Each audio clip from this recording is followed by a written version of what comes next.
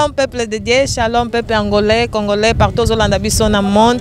Toza awa na aéroport international 4 de février. Toza pasteur Vasco Outi RDC Kinshasa. Shalom pasteur. Shalom. Pasteur, premièrement, soyez bienvenus à Luanda, Angola. Amen. Na sepeli mingi bino penzamba pambola bino na koyambangai na ndenge boyambelinga boy. Pasteur, c'est toute la première fois oya awa en Angola.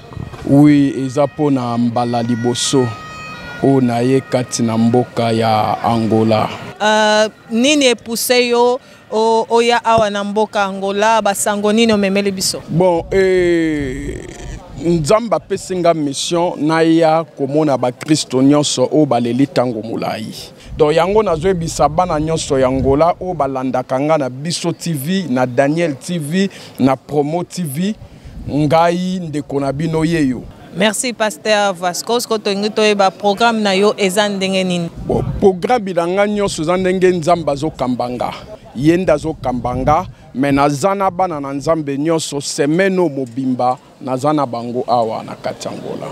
Église oye kozala na posa pe ya kobengisanga eza musala Nzambe atapo na mukolo moko na koleka po na koedifier bana na Nzambe. Mais église a liboso onga na ye koluka ezali bana na Nzambe o banyoko mitango mulai baluki solution na ba problème solution zoyate ba problème eza ko se multiplier kati na bango. Yango Yesu Christ atindenga lobi kende ko traiter ba cas difficile na bango.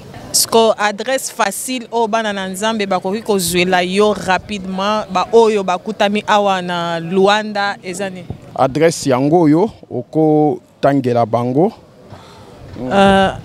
Salon de Ventus Miralha por detrás das bombas da Sonangol junto à escola Kidslândia. Número do telefone 923 36 63 43. Mwana na Nzambe nyoso oyo landa kanga a partir ya Kinshasa lelo naza deya na Katangola.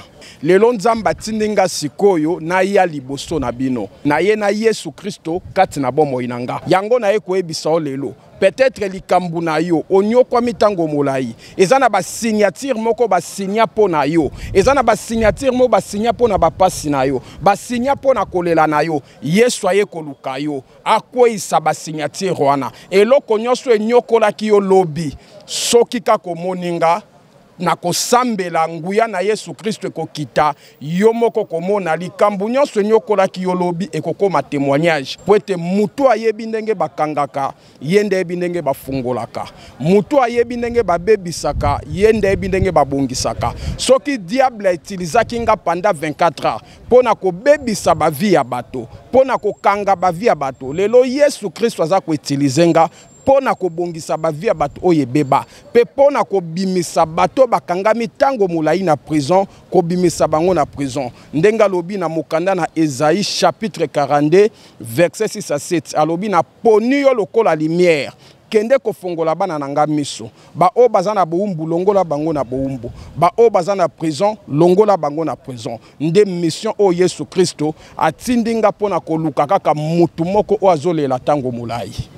Amen. Wananzaki Malubaya, pasteur à un aéroport 4 de février, précisément Angola, Luanda. Soyez tous bénis au nom de Jésus-Christ.